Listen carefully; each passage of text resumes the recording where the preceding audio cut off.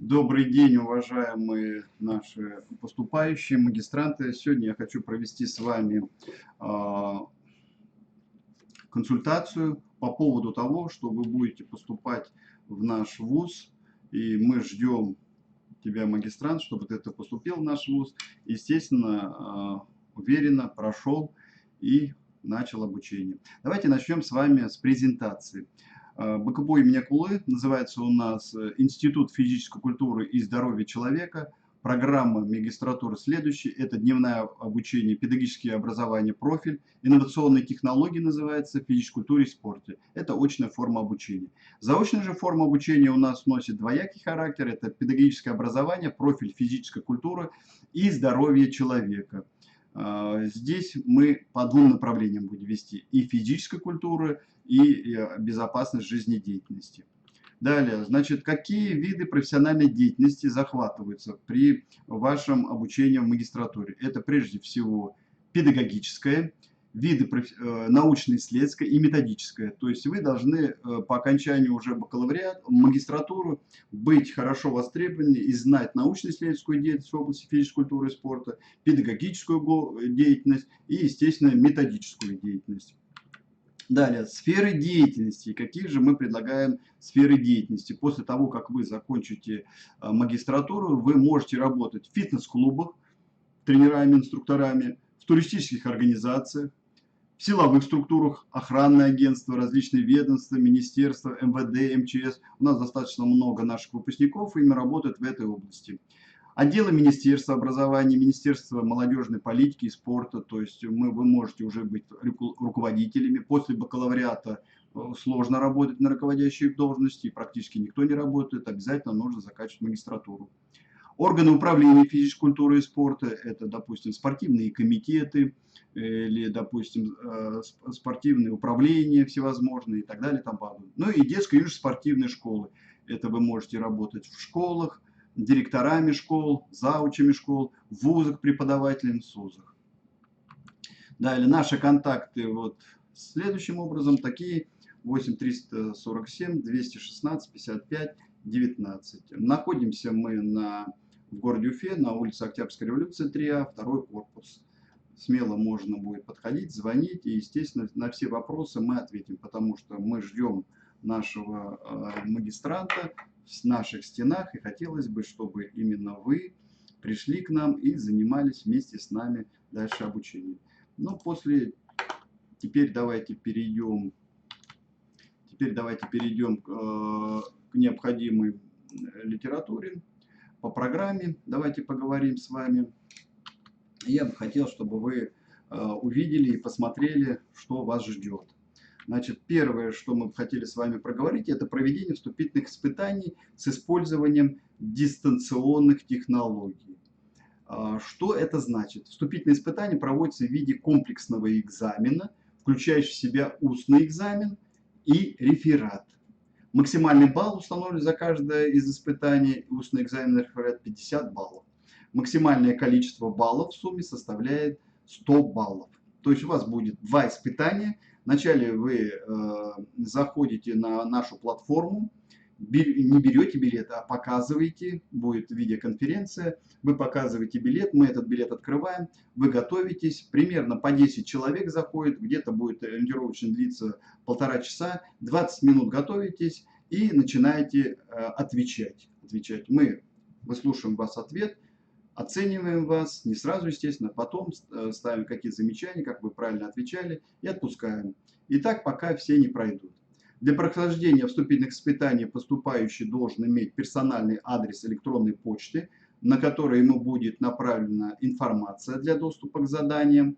Вступительные испытания проходят в соответствии с учрежденным расписанием и процедурной идентификацией личности. Абитуриент не имеет права во время экзамена привлекать помощь третьих лиц. То есть, если мы увидим, что вы не один отвечаете, а кто-то вам стоит рядом и подсказывает, и говорит, то, естественно, мы будем вынуждены поставить вам отрицательную оценку. Предоставлять доступ к компьютеру посторонним лицам, то есть, если есть сейчас уже мы знаем прекрасно, как и другие лица рядом сидят, и за компьютером работают, или это не вы находитесь. Мы будем сличать ваш, как сказать, паспорт по паспортным данным, вас сличать, естественно, вы должны будете представить паспорт и свою личность. Так не получится, что, как некоторые говорили, в дистанционном режиме садится какой-то профессор и за него все решает. Использовать учебную и справочную литературу, конспекты и иную вспомогательную литературу, не предусмотренную программой вступительных испытаний. Ну, представьте, если вы учились все в бакалавриате, пришли, достали литературу и отвечаете на вопрос по книге. Ну, естественно, это неправильно. Мы не позволяем ни списывать, ни использовать любую литературу. Искать информацию в сети интернет. То же самое. Модно стало, быстренько отвечает, а сами на другом компьютере или на телефоне начинает искать необходимые вопросы. В любом случае, потом, когда вы будете отвечать, мы все поймем, списали вы или нет. Открывать дополнительные окна в браузере. Использовать любые мобильные и компьютерные устройства, кроме персонального компьютера, на котором осуществляется прохождение вступительного испытания. Давайте с вами рассмотрим теперь непосредственно, какие же два экзамена, комплексный экзамен у вас будут проходить. Первый – это реферат. Перечень разделов по подготовке поступающих к сдаче вступительных экзаменов. Значит, первый раздел, или то, что вы можете выбрать, реферат писать по какому направлению, это физическая культура и спорт в системе социально-культурных ценностей. Физическая культура как элемент культуры общества и личности, зарождение физической культуры, исторические и социально-групповые особенности становления физической культуры. Другое направление – социальные предпосылки появления спорта. Третье направление – стимулы и мотивы физкультурно-спортивных занятий, формирование здорового образа жизни, их зависимости от возрастного, гендерного, социального статуса. Раздел 2. Он посвящен теории и методике физического воспитания и спорта в системе физкультурно-профессионального образования. Здесь следующие параграфы можно рассматривать. Это первое. Профессиональное физкультурное образование в условиях реформирования системы образования. Место культуры, теории и методики физического воспитания и спорта в государственных образовательных стандартах. Ведущая роль теории и методики физического воспитания и спорта в процессе интеграции профилирующих дисциплин в решении важной проблемы формирования у студентов целостного представления о физической культуре и готовности профессиональной деятельности специалистов по физической культуре и спорту. Четвертое. Основные понятия теории и методики физического воспитания. То есть, что такое физическая культура, физическое воспитание, спорт, физическое развитие, физическая подготовленность, физическое образование, физическая активность. Третий раздел, по которому вы можете писать рефераты, выбирать тему, которая вам ближе всего или понятнее всего. Это дидактические основы теории и методики физического воспитания. Здесь мы смотрим с вами на первое, допустим, на первое направление – формирование рациональных приемов познавательной деятельности как главная задача обучения. Второе – реализация принципов обучения в физическом воспитании. Третье – виды наглядного восприятия и методика их применения. Четвертое – структура обучения как этапность обучения отдельному двигательному действию. Пятое – особенности обучения двигательным действиям обучаемых трех категорий. Это обычный человек, будущий спортсмен с ориентацией на вид спорта, олимпийский или профессиональный. И третье – будущего специалиста по физической культуре и спорту, преподавателя, учителя либо тренера. Четвертый раздел. Теоретика, практические основы развития физических качеств. Здесь вы можете выбрать определение понятия физических двигательных качеств, классификация двигательных качеств и их характеристики. Ну, допустим, вы прекрасно, если проходили бакалавриат, знаете, что физические качества у нас сила, быстрота, выносливость, гибкость, выносливость, да, то здесь как вы можете расписать тему рефератов? Это определение понятия, формы проявления, силовые способности, методика развития силы, задачи, средства и методы, возрастные периоды развития качества силы, контрольные упражнения либо тесты для определения уровня развития силы. Третье качество – это быстрота, вернее, третий параметр – это быстрота, определение понятия, формы проявления быстроты, методика развития быстроты, задачи, средства и методы. Четвертое – это выносливость, определение понятия формы проявления, утомление и выносливость. гибкость, подвижность в суставах, определение понятия формы проявления гибкости и факторы, влияющие на ее проявление, виды гибкости. И заключительно ловкость здесь, физическое качество, определение понятия формы проявления ловкости и факторы, влияющие на ее проявление. В пятом разделе можно рассмотреть физическое воспитание различных возрастных групп населения. Здесь, если вам ближе всего лежит понятие такое, возрастные категории, вам хочется описать о детях. Допустим, физическое воспитание детей раннего и дошкольного возраста. Или физическое воспитание детей младшего, среднего, старшего школьного возраста, задачи, средства, особенности методики. Следующее, третье направление. Физическое воспитание учащихся профессионально-технических училищ. Четвертое. Физическое воспитание детей с ослабленным здоровьем. Пятое. Физическое воспитание в школах-интернатах и детских домах. Шестое. Формы физического воспитания в семье. Мероприятия в режиме дня, самостоятельные занятия, прогулки, семейные походы. Седьмое. Физическое воспитание студенческой молодежи. Физическое воспитание. Восьмое. Физическое воспитание в период основной трудовой деятельности. Ну и девятое направление. Профессиональная физическая подготовка. В шестом разделе, если мы будем рассматривать направление, которое вы хотите выбрать, да, то мы можем предложить вам следующие формы, средства, методы оздоровительной физической культуры. Здесь можно описывать характеристику направления оздоровительных физкультурно-спортивных занятий, методику оздоровительной физической культуры для здоровых людей, составление индивидуальных программ, контроль и коррекция оздоровительных воздействий. Третий – педагогический и врачебный контроль в системе оздоровительной физической культуры. Шестой раздел мы завершили. В седьмом разделе, что можно рассматривать в седьмом разделе? Это спорт в современном обществе, тенденции ее развития. То есть здесь более профессиональные вещи, да. И первый раздел – это спорт как исторически сложившаяся специфическая человеческая деятельность. Второй – массовый спорт, спорт для всех. Ну, вы знаете, что проводится достаточно много массовых мероприятий, и вот здесь как раз вы можете написать реферат на эту тему. Детско-юношеский спорт, профессиональный спорт, системное представление подготовки спортсмена или чемпиона, можно даже, да, спортивная ориентация и отбор, содержание, планирование программы. Восьмое – комплексный контроль как служба периодического или непрерывного сравнения фактически полученных результатов с намеченными планами и последующей корректировкой процесса подготовки спортсменов и самих планов. На этом вот разделы мы завершили с вами. Вот те разделы, которые я озвучил, по тем разделам вы можете писать, пожалуйста, выбирать тему рефератов и писать по рефератам. Примерная тематика рефератов показана на слайдах. Можете, я уж не буду их прочитывать, вы можете спокойно прочитать, сфотографировать и, естественно, выбрать. Ну, допустим, назовем образовательная роль физической культуры, чтобы это было понятно, что тема и раздел это чуть-чуть разные. Тематика должна отличаться от раздела. Или, допустим, принцип оздоровительной направленности в физической культуре. Здесь на этом слайде показано 23 темы.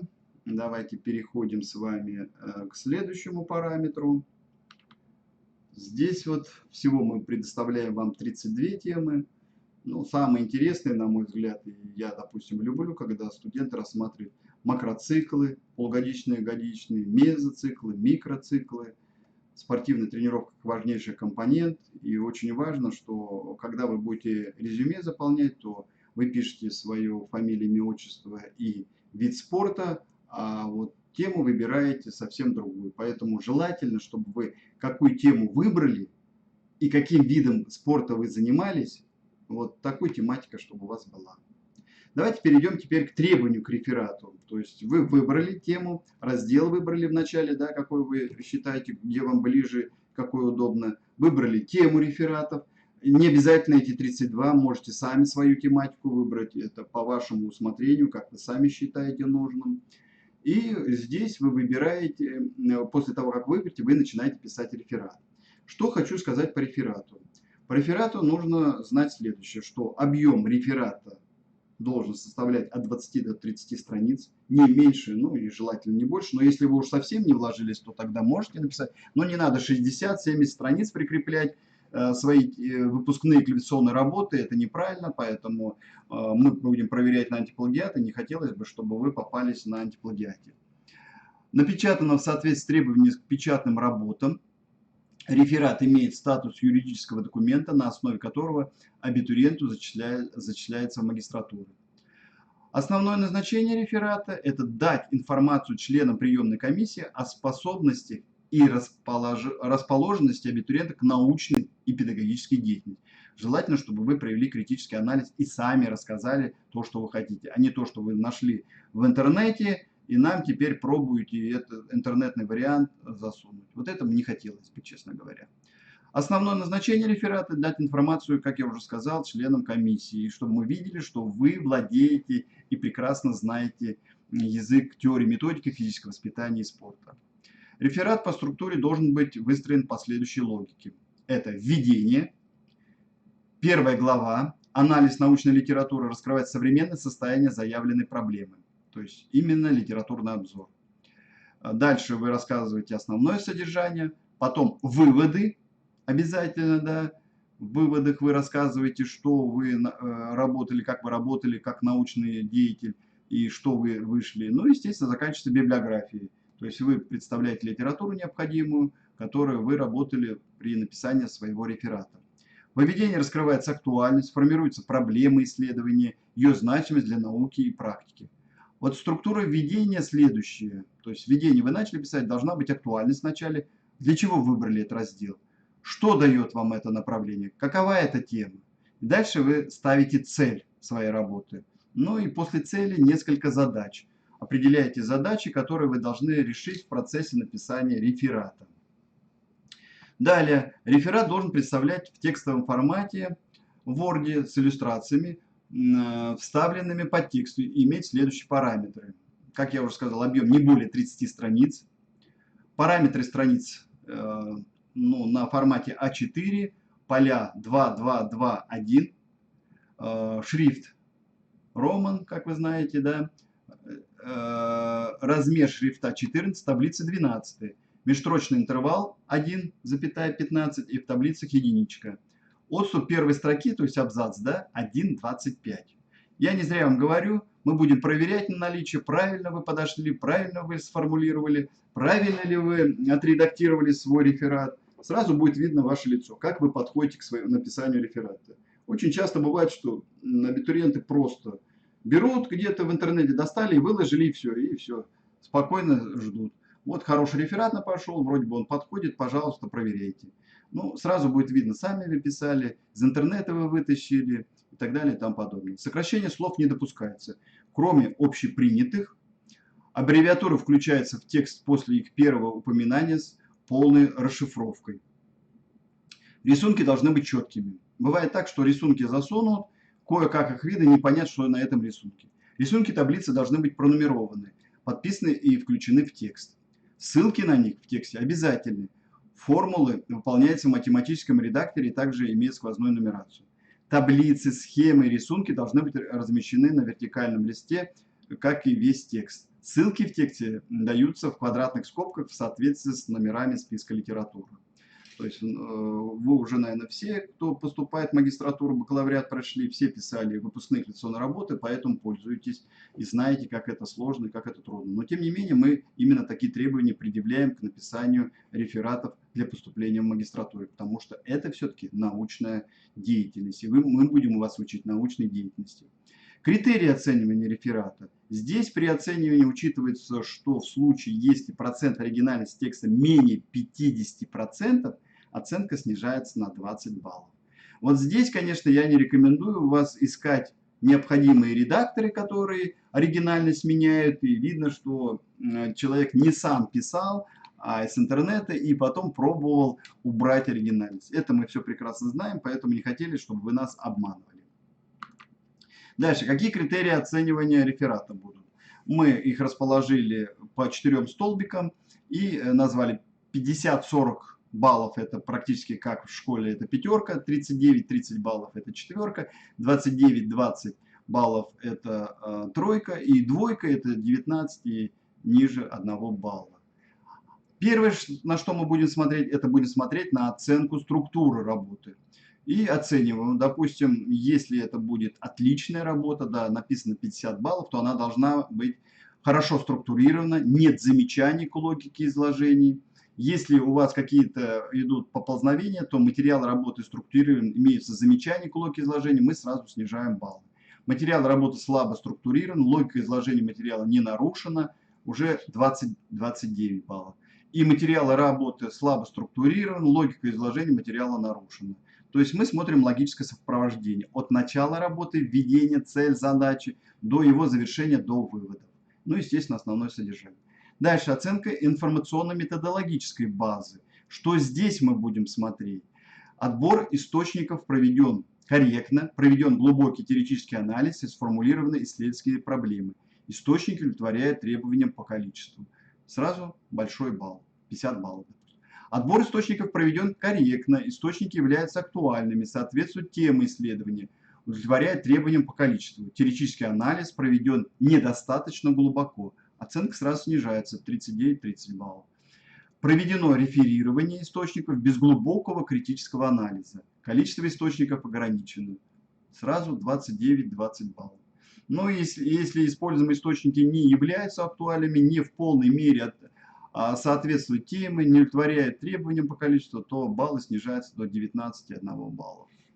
То есть это совсем плохая. Оценка содержания работы. Что здесь мы будем смотреть? Актуальность работы обоснована релевантными аргументами. Цели, задачи, объект, предмет работы сформулированы корректно. Материал систематизирован, обоснованно используют современные методы и инструменты исследования. Полученные результаты достоверны и аргументированы. Баллы снижаем, если актуальность работы обоснована релевантными аргументами, цели и задачи сформулированы корректно, есть неточности в определении объекта и предмета работы. Материалы систематизированы, используются современными методами и инструменты исследования. Полученные результаты в целом достоверны и аргументированы. Ну и актуальность работы обозначена поверхностно, нет поддерживающих аргументов. Цели и задачи работы сформулированы недостаточно корректно. Материал слабо систематизирован, обоснованно использование методы и инструменты исследования, достоверность полученных результатов слабо обоснована. Здесь, конечно, оценка совсем маленькая, 29-20 баллов, ну и меньше 20 баллов это практически двойка. Даже на коммерцию вы не сможете поступить, если актуальность работы обозначена некорректно, цель работы расходится с темой, сформулированные задачи не позволяют раскрыть тему, материал слабо систематизирован, нет понимания возможности корректного использования методов и инструментов исследований. Результаты исследования сформулированы некорректно. Дальше. И по критериям заключительная часть – это оценка оформления стиля. Нет замечаний к оформлению стиля изложения, оформление списка источников. Есть отдельные замечания к оформлению и стилю изложения, оформление списка источников. Работа оформлена с нарушениями, язык работы не соответствует научному стилю, есть замечания к оформлению списка источников. Это совсем маленький балл. Ну и на двойку, если эта работа оформлена с нарушением, язык работы не соответствует научному стилю, некорректно оформленные заимствования, некорректно оформлен список источников. То есть научный стиль должен быть. Есть литературный стиль, книжный стиль, я пошел туда, зачем-то туда и так далее и тому подобное. Это нам не надо. Нужно именно, чтобы научный стиль был. Как вы пишете рефераты, как вы пишете выпускные квалификационные работы. Вот это и нужно. Или научная статья. Вот такой стиль нам и нужен. Ну и в заключение к реферату мы бы хотели, чтобы вы приложили свое резюме абитуриента, где мы смело могли бы посмотреть, кто написал реферат. Мы бы увидели вашу фамилию, имя, отчество, естественно, отдельно, дата рождения, взрослый вы или средних лет человек, телефон для связи, образование, которое у вас есть, закончили вы институт физической культуры или другой физкультурный вуз, чтобы мы знали, вид спорта, которым вы занимаетесь, желательно, чтобы мы видели, какой разряд у вас имеется по этому виду спорта, спортивная организация, где вы работали, работаете или заканчивали, детская южная спортивная школа по тэквондо или так далее, тому подобное. Фамилия имя тренера, который с вами занимался. тоже нам важно, чтобы знать, кто вы, с кем занимались и откуда. Ну и в конце спортивные результаты, то есть номинальные соревнования, в которых вы участвовали, дата проведения, давно ли вы участвовали, или сейчас действующий спортсмен, место проведения и, конечно же, ваш результат. Конечно же, ваш результат. Ну и в заключение хотелось бы вам озвучить следующие моменты. Следующие моменты это у всех абитуриентов есть личный кабинет. Вся информация там, то есть списки подавших, расписание звонков, важные даты будут выложены. Далее ссылки на программы вступительных испытаний для подготовки на сайте будут. До экзамена на почту, если ничего не пришло, то проверьте папку спам. Придет логин и пароль для входа в систему экзамена. Обратите внимание, логин и пароль от личного кабинета и на экзамен разные. Вы должны перейти по ссылке и поменять временный пароль на свой. С этим логином и вашим паролем вы сдаете все назначенные вам экзамены. Логин и пароль выдаются только один раз на все экзамены. Личный кабинет. Расписание вступительных испытаний, где указана дата. Справа кнопка «Сдать онлайн». Видите логин и пароль, который до этого прошел на почту, и вы начинаете экзамен. Следите за временем, естественно. Ну, для экзамена мы вам дополнительно расскажем, когда вы входите и как вы будете отвечать. Вы не будете выходить из этого системы, а вот для того, чтобы сдать реферат, вы просто прикрепляете.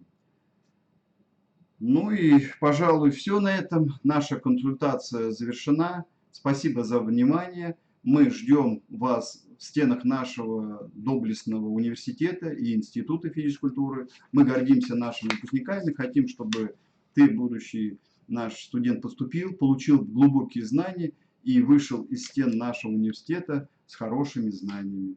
Удачи, желаю всем удачи и желаю всем хорошо сдать вступительные экзамены.